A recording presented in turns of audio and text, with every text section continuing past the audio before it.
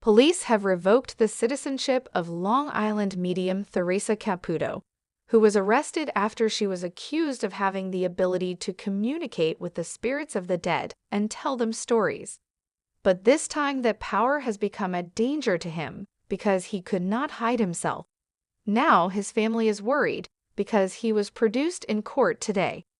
In a world where the supernatural mingles with the mundane, Theresa Caputo, the Long Island medium, always knew she had a gift that set her apart. She could communicate with spirits, pass messages from the departed, and unravel mysteries that no one else could. Her life, once marked by fame and admiration, now took a dark turn. It all started one fateful evening when Theresa received a visit from a spirit unlike any other. This spirit was not a beloved soul looking to communicate with their family, but a shadowy, ominous figure whose messages were cryptic and filled with danger. The spirit warned Theresa that she had meddled too deeply into the realms of the dead, and soon the line between the living and the departed would blur. As the days passed, Theresa began to lose control over her powers. Spirits from all walks of life, angry, vengeful, and restless, began appearing to her, demanding attention. They whispered in her ear, pulling her further into their world. She tried to ignore them, but it was impossible. Her connection with the afterlife had become a curse. One day, she was found wandering in a trance-like state, speaking in a language no one could understand. Police were called, and when they arrived, Theresa was not the calm, confident woman she once was. In her eyes, they saw a glimpse of the torment she was enduring. It wasn't long before they revoked her citizenship, citing her strange behavior and the growing danger she posed to herself and others. Her family, devastated and confused, tried to support her. They knew she was not in control of what was happening, but they couldn't fathom how to help. In court, Theresa sat in a daze, her mind lost in a labyrinth of voices from beyond the grave. Her lawyer argued that her powers were not something she could turn off at will, but the court was unconvinced. The decision was final, her citizenship was revoked, and she was to be taken into protective custody. But in the midst of her turmoil, Theresa realized something crucial. The spirit who had warned her had been right. She was no longer just a medium. She had become a conduit between two worlds. The time had come for her to choose. Embrace her gift and risk losing herself completely, or sever her connection with the spirits forever and find peace. As Theresa faced the consequences of her actions, her family rallied around her, hoping for a miracle. They prayed that somehow she would find a way to reclaim her life before the spirits swallowed her whole. However, firefighter Mark Reynolds had spent years running into burning buildings, saving lives, and protecting his community. But nothing had prepared him for the fire raging inside him, the grief of losing his only son, Tyler, to a drug overdose. The pain was unbearable, a silent weight he carried every day. One evening, Mark's sister, Lisa, convinced him to attend a group reading with the famous psychic medium, Theresa Caputo. "Just come," she urged. "Maybe you'll get the peace you need." Mark was skeptical but agreed. The small event was held in a cozy hall, with Theresa standing in front of the crowd, her presence warm and inviting. As she began channeling messages from the spirit world, Mark sat with his arms crossed, unsure of what to expect. Then Theresa paused. She looked straight at him. "There's a young man here. He's saying, 'Dad, I'm sorry.'" Mark felt his breath hitch. His heart pounded. "He's showing me a fire helmet. Are you a firefighter?" Theresa asked. Mark nodded, unable to speak. "He's saying, 'Dad, I didn't mean to leave you like that. I was in pain, but I never stopped loving you.'" Tears filled Mark's eyes. Tyler had struggled with addiction for years. He had tried to help him, but nothing had worked. Theresa continued, "He says you carry guilt. That you think you should have saved him like you save others." She paused, her voice soft. "He wants you to know. You did everything you could. This wasn't your fault." Mark's hands trembled as he wiped his tears. Does he blame me?" he choked out. Theresa smiled gently. No, sweetheart, he loves you, and he's proud of you. He says, Dad, let go of the pain. Live, love, I'm always with you. At that moment, something inside Mark shifted.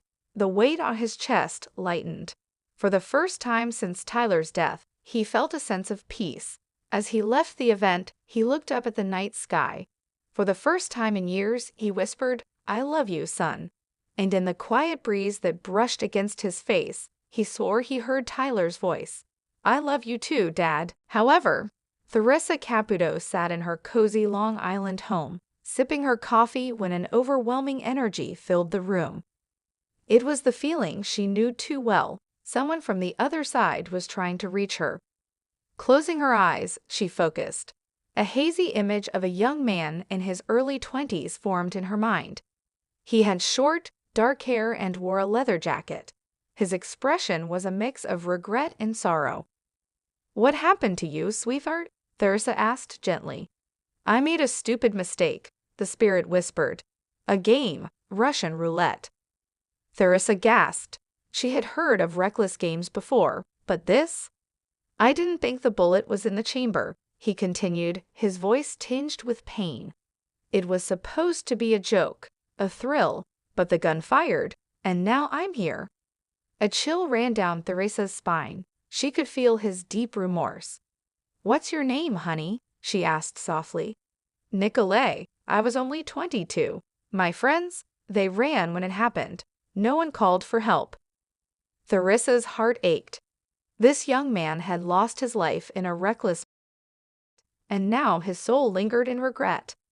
Why are you coming to me, Nicolay? My mother, he said, his voice breaking. She thinks I abandoned her. She never knew the truth. I just want her to know. I didn't leave on purpose. Theresa felt tears sting her eyes. She knew what she had to do. The next day, she found Nicolay's mother through a mutual connection. An older Russian woman, her face lined with grief, listened as Theresa relayed the message. When she spoke Nicolay's words, the woman broke down, sobbing. He didn't mean to leave you, Theresa assured her. He loves you, and he's sorry. For the first time in years, peace settled over the grieving mother's face. At that moment, Theresa felt Nicolay's presence fade. He had found closure. And just like that, another lost soul found their way home. However, the sun was setting over a small town in Long Island, casting a warm orange glow across the neighborhood. In the Thomas family home, a sense of sadness lingered in the air. It had been 6 months since the sudden passing of Greg Thomas, a loving father and husband. His family, his wife, Emily, and their 2 children, Sarah and Ben, felt lost without him. Despite their efforts to move on, the pain of his absence was overwhelming. Emily sat at the kitchen table, staring at the empty chair where Greg used to sit every morning. The laughter and lightness that once filled the house seemed so far away now. Every corner of the home reminded her of the void left behind. She sighed, wishing for some way to connect with him once again. That was when Emily saw it, an ad for a special event featuring Theresa Caputo, the famed Long Island medium. Theresa was known for her extraordinary ability to communicate with the spirits of loved ones who had passed. Emily had always been skeptical, but in her grief, she felt desperate for closure. With a trembling hand, she dialed the number on the flyer. A few weeks later, Emily, Sarah, and Ben found themselves in a room filled with other hopeful souls, eager to hear from their departed loved ones. The air was thick with anticipation, the kind of energy only a medium like Theresa could create. Theresa Caputo walked into the room with a warm smile, exuding a comforting presence. She took a deep breath, closing her eyes for a moment. When she opened them, her gaze immediately landed on Emily. Someone is here, Theresa said softly, her voice a calm yet direct presence in the room. I feel a man with a deep, kind heart. He's showing me an image of a family around a dinner table. Is this familiar?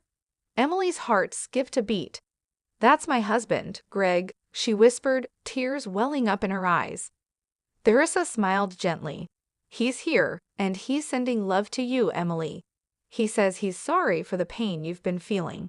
He wants you to know he's at peace now, and he's been watching over you every day. Suddenly, Theresa paused, her expression turning more serious. He's showing me a memory of a special song you used to sing together, a song that brought you both comfort during hard times. Do you remember it? Emily's eyes widened. It was their song, the one they danced to at their wedding, the one they played whenever life felt too heavy. She nodded, unable to speak at first. Theresa continued, he wants you to know that every time you hear that song, he's right there with you. His love for you is eternal, and he's not truly gone. Tears streamed down Emily's face as the weight of the moment hit her. In that instant, she could feel Greg's presence with her, his warmth, his love, his care. The closure she had longed for was finally within reach. Theresa, seeing Emily's emotional release, added, Greg says to tell Sarah and Ben that he's proud of them. They are stronger than they know, and they will carry his love in their hearts forever.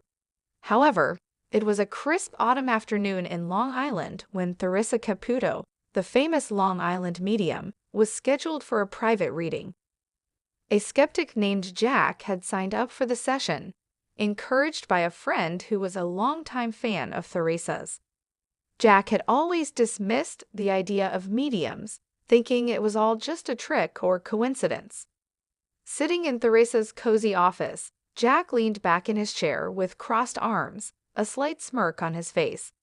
I'm here because my friend insists on it, but I'm not expecting anything real to happen, he said, trying to mask his skepticism.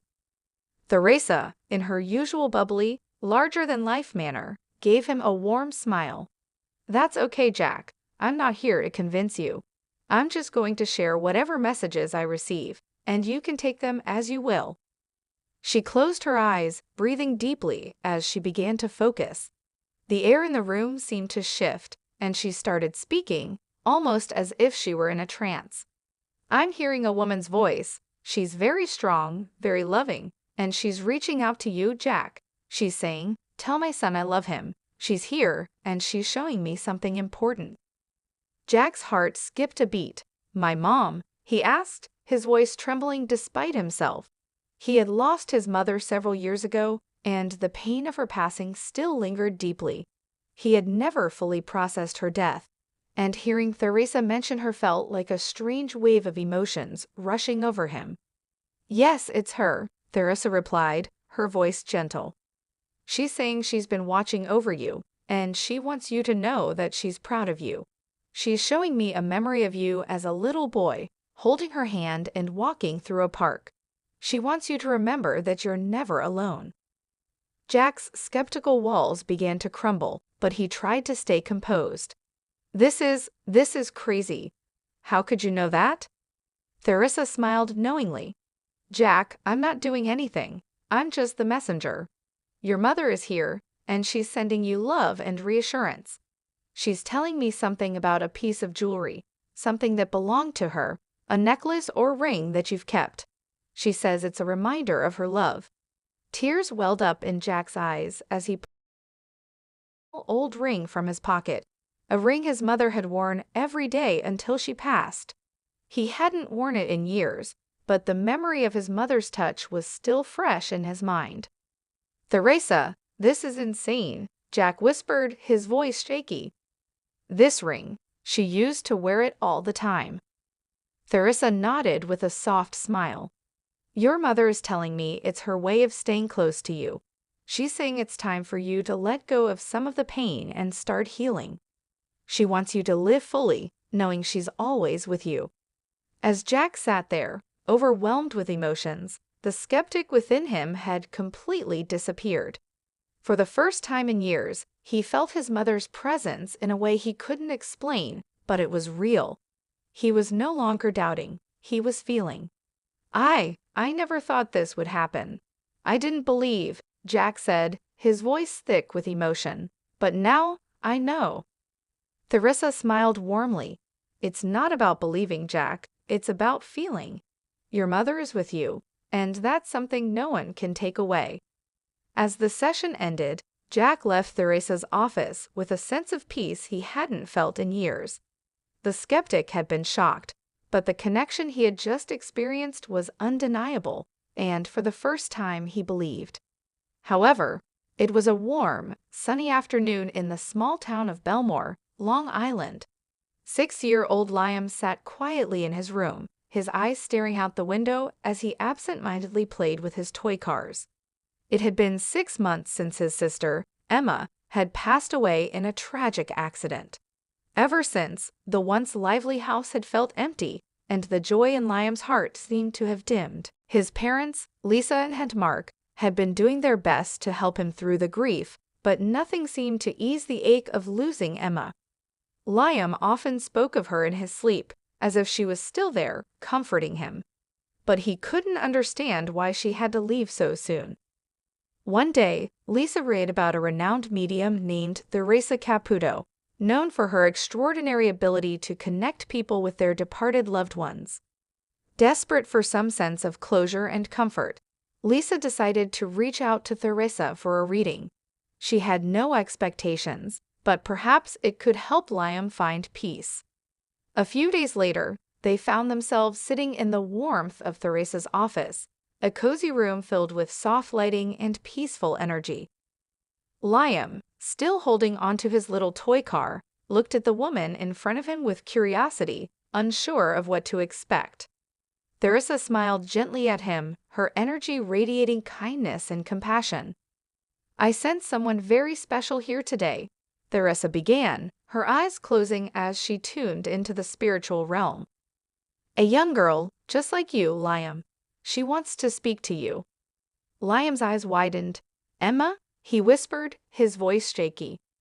Theresa nodded. "Yes, Liam, your sister is here. She says she watches over you every day." Tears filled Liam's eyes as he looked at his parents, who were silently crying beside him. He hadn't been able to speak to Emma since the accident, and hearing Theresa's words brought a sense of hope he hadn't felt in months. Theresa continued, her voice soft but powerful. "Emma is telling me that she never left you. She's been with you all along, just in a different way now. She says she loves you, and she's proud of you for being so brave." Liam's lip quivered. "I miss her. I don't want her to be gone." Theresa's expression softened. "She wants you to know that it's okay to miss her, but she also wants you to keep living. She says she is always with you, even if you can't see her. She's in the stars, in the wind, in every special moment you have. And she's waiting for the day when you'll be together again." Liam looked down at his toy car, then up at Theresa. "Will she be there when I need her, when I'm sad?" "Always," Theresa reassured him. "She's never really gone. She's just in a different form now, watching over you. Whenever you feel sad, close your eyes and talk to her, she'll hear you." A sense of peace washed over Liam, his heart lighter than it had been in months. For the first time in a long while, he smiled through his tears. As they left Theresa's office, Liam held his mother's hand tightly. "Mom, Emma's still here with me," he said, his voice filled with newfound hope. "She's never really left." Lisa squeezed his hand, tears of gratitude welling in her eyes. "She'll always be with you, sweetheart. Always." And with that, the bond between the worlds of the living and the departed seemed to shrink just a little bit more, as Liam began to feel the love of his sister once again. Hello, lovely viewers. Welcome to my channel. I am Mina. Hope your day is so well. If you liked the video, don't forget to subscribe the channel. The room seemed to quiet, the presence of Greg still lingering in the air. Emily felt a sense of peace she hadn't experienced in months. The grief wasn't gone, but it was lighter now, somehow bearable. Theresa's message had brought a small but significant sense of closure. As the session ended, Emily embraced her children, a bittersweet smile on her face. She no longer felt so alone. Greg was gone from this world, but his love would always be with them.